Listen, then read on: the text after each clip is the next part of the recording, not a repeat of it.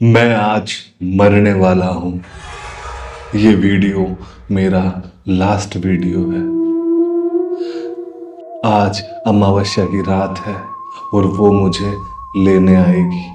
वो पिशाचिनी, वो मुझे इस जीवन चक्र से आजाद करके अपनी भूत प्रेतों की दुनिया में लेकर जाएगी।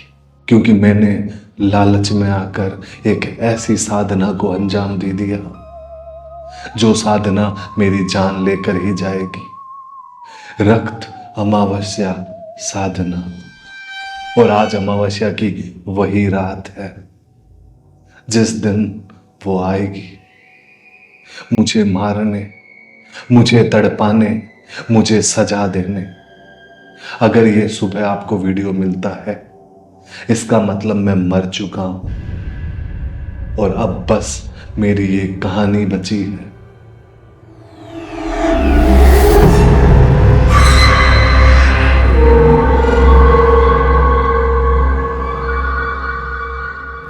मेरा नाम राजीव है और मैं बिहार के पटना का रहने वाला हूँ। मेरी सारी फैमिली पटना से थोड़ी ही दूर गांव में रहती है और मैं शहर में आया था पैसा कमाने के लिए, अपनी घर की ज़रूरतें पूरे करने के लिए। और मेरा भंगार का छोटा मोटा काम मैंने शुरू किया।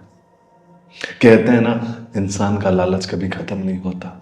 वैसे ही मेरे भी दिमाग में बहुत बड़ा लालच था, एकदम से ज़्यादा पैसे वाला बनने का, एकदम से करोड़पति बनने का। एक दिन अचानक मैं रात में अपनी दुकान में था। अचानक मैं भंगार में कुछ ढूंढ रहा था कि कोई कीमती सामान मुझे मिल जाए या कोई कीमती गहना या किसी का पर्स जिसमें पैसे हो। यही लालच हमेशा मेरे दिमाग में घूमता रहता था कि कभी कोई ऐसी चीज़ मिलेगी जो मुझे करोड़पति बना देगी। और ऐसे ही ढूंढते ढूंढते मेरी एक पुरानी सी किताब पे नज़र गई। उस किताब के ऊपर लिखा था, करोड़पति बनना चाहते हो। मेरी आंखें एकदम चमक उठी क्योंकि यही तो मुझे चाहिए था। मैंने फटाफट वो किताब उठाई। एक पुराने तांत्रिक की वो किताब थी। नीचे लाल कपड़ा लपेटा था, एक मोली लगा रखी थी। ऐसा लग रहा था जैसे पूरी किताब को कवर कर रखा है। और जहां से कपड़ा थोड़ा सा फटा हुआ था वहीं पे वो शब्द लिखा था, करोड़पति बनना चाहते हो। मैंने फटाफट वो मोली और वो कपड़ा सब फाड़ दिया और किताब को देखा। किताब में लिखा था, रक्त अमावस्या साधना। मैं फटाफट किताब को खोल के पढ़ने लगा। किताब में एक विधि लिखी थी कि ये विधि अगर आप अमावस्या के 11 दिन पहले कर लेते हो तो अमावस्या के दिन आपको वो सब कुछ मिल जाएगा जो आप तलाश कर रहे हो। धन, दौलत, वैभव, सब कुछ जिसको चाहोगे उसको वश में कर पाओगे। लेकिन ये विधि करना इतना आसान नहीं है। लेकिन मुझे वो करनी थी। उसमें कुछ चेतावनी भी लिखी थी, उसमें दुष्प्रभाव भी लिखे थे, उसमें सब कुछ लिखा था। लेकिन मैं सब चीज को इग्नोर करता गया। मैंने ढंग से वो चेतावनियां पढ़ी भी नहीं। मैं सिर्फ पलने पलटता गया और सिर्फ वही चीज पढ़ी जो मेरे काम की हो। और ये विधि कैसे होती है, तो उस विधि में लिखा था कि अंधेरा कमरा चाहिए, रात को 3 बजे का माहौल चाहिए। रात को 3 बजे अंधेरा कमरा, जिस कमरे में कोई नहीं होना चाहिए। इनफैक्ट उस पूरे घर में कोई नहीं होना चाहिए। उस विधि के लिए बहुत सारी चीजें मुझे इकट्ठी करनी थी। तो मैंने फटाफट वो दिन चुना कि किस दिन अमावस्या है।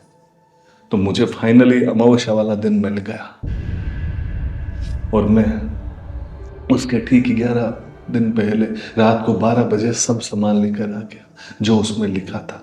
वो किताब भी मेरे पास ही थी और किताब से मिलाता रहा और सारे सामान मैंने चेक कर लिए। जिसमें मोमबत्तियां लाया, मैं दिया लाया, 3 तरह के कपड़े थे, लाल, वाइट, ब्लैक, हल्दी, कुमकुम, काली मिर्च। कुछ चीजें बहुत मुश्किल थी फिर भी मुझे लाने पड़ी। एज लाइक छिपकली की पूंछ, चूहे का कटा हुआ सर और पीपल का पत्ता और कुछ दिए, उसमें डालने के लिए वो एक ब्लैक कलर की चीज होती है ना, वो भी बाहर से खरीद के ला, राई और बहुत सारी चीजें, गेहूं चावल सब इकट्ठे किए और मैंने पूरी सेंच लगा दी। और बीच में मुझे वो चक्र बनाना था, मैंने वो चक्र भी बनाया उस किताब की फोटो में देखकर। अब उसमें एक मंत्र लिखा था, वो मंत्र मुझे सिर्फ 1100 बार बोलना था, मतलब 1100 बार बोलना था। तो मैंने किताब बंद की, 3 बजे का वेट करने लगा और मन ही मन खुश होने लगा कि आज 3 बजे मेरी ये साधना पूरी हो जाएगी और मैं अमावस्या तक धन वैभव से अमीर हो जाऊंगा। लेकिन ये सिर्फ मेरी गंदी सोच थी, मेरा लालच था जो मुझे इस मौत के जाल में फंसा रहा था। रात को घड़ी में 2:45 होते और मैं बैठता हूं पूजा करने। इसी कमरे की ये बात है जिस कमरे का आप वीडियो देख रहे हो। मैं बैठता हूँ पूजा करने और जैसे ही 3 बजते हैं मैं सारे दिए मोमबत्तियां जला देता हूँ और पूरा घर सुनसान कर देता हूँ, सब गेट खिड़की सब क्लोज कर देता हूँ और वो मंत्र पढ़ना शुरू करता हूँ। शुरुआत का 1 घंटा कुछ नहीं होता है, एकदम सब नॉर्मल चल रहा होता है। असली एहसास मुझे 1 घंटे बाद होना स्टार्ट होता है, जैसे अचानक मुझे ऐसा महसूस होता है कि इस कोने में, जैसे मैं ऐसे इसी टाइप से बैठा हूं, इस कोने में कोई एकदम कोने से मुझे घूर रहा। मुझे एहसास होता है कि कोई घूर रहा है, लेकिन मैं मंत्र नहीं छोड़ता हूं, मंत्र गाता रहता हूं, मंत्र बोलता रहता हूं। अचानक मुझे एहसास होता है कि मेरे पीछे से कोई गुजरी या गुजरा, क्योंकि जैसे ही वो गुजरे यहाँ जो मोमबत्तियां दिए थे वो ऐसे बुझ के वापस चालू। ऐसा लगता है जैसे हवा आई हो और मोमबत्ती दिए बुझे और फिर जले हो, ऐसे करके हुआ। मैंने फिर भी मंत्र पढ़ता गया, मैंने आंख बंद करने की कोशिश की, आंख बंद करके मंत्र पढ़ता हूँ तो मुझे एहसास नहीं होगा। मैं आंख बंद करके मंत्र पढ़ता गया।